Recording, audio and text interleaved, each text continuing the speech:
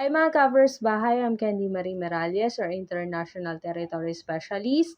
At ngayon po gagawa tayo ng video kung ano ay yung mga kailangan nating i-consider bago kayo kumuha ng isang property dito sa First Park Homes. So tara!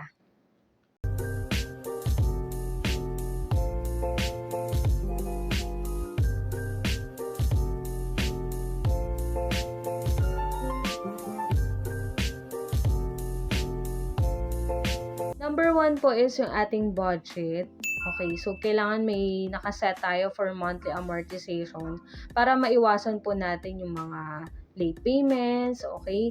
Yung parang hindi siya kasama sa budget pero napilit lang natin. So, for example, ang pinaka kaya lang natin na monthly ay 15,000. So, doon tayo mag-i-stick. So, ano doon yung medyo malapit na project na merong ganong monthly amortization. Second, yung location. Kasi minsan, may mga gusto tayong location. For example, dito sa First Batulao. So, syempre, nagre-range yan. Mga 2.5. Yun yung pinakamababa ngayon sa Calista Mid.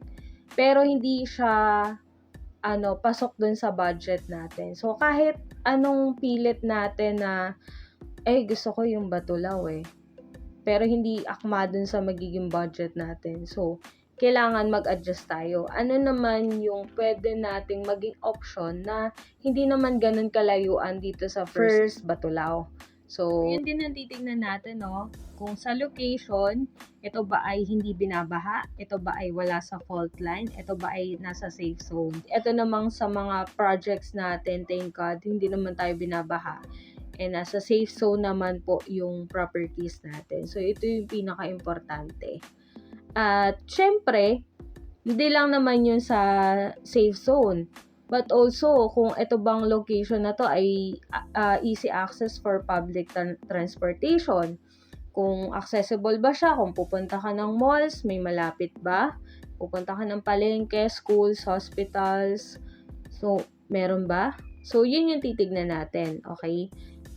Bawat area naman namin dito sa First Park Homes, may mga kanya-kanya naman talagang mga areas na, nandun na lahat. So, yun yung hahanapin natin kung ano ba yung perfect location for you. Isa pa rin po, siguro suggest ko na rin, kung saan po may malapit na relatives, siguro suggest dun talaga tayo kumuha. For example, kung dito ka sa Quezon City, ano ba masasuggest ko na location? Masasuggest ko itong Pandi, Bulacan and itong Baliwag, Bulacan since ang travel time lang naman natin from Trinoma to SM North ay around 45 minutes. So, yun, medyo malapit tayo doon, madaling mapuntahan. So, yun yung mga pwede nating maging options pagdating sa location. So, syempre, number 1, budget. Number 2, location. So, yung number 3, ano ba yung preferred unit nyo? Ayan. So, since napag-usapan natin yung budget, ano ba yung pasok na budget sa inyo? 2 bedroom ba? 3 bedroom? Kaya pa ba ng 3 bedroom? Or una single attached? So, doon tayo mag-check kung ano ba yung pasok doon sa natin, sa need natin. Kasi minsan, gusto natin 3 bedroom, 2 toilet and bath. Tapos, ang monthly nun, hindi pala akma dun sa budget natin. So, yun yung kailangan nating unahin, yung budget, yung location, and yung preferred unit natin. Next naman po is yung ating requirements. Ayan. So, bakit naman requirements? Kasi syempre po, kukuha tayo ng property. So, lahat po yan, legal documents, kailangan may mga IDs tayo dito. Especially, passport, if OFW kayo or immigrant, mahalaga po yan. And at least 2 valid ID. Ayan. Tapos kung ano naman kayo, kung single, kailangan natin ng Senomar. If married, kailangan natin ng marriage certificate. So, yun yung mga basic na requirements natin. Actually, meron akong ginawang video for you.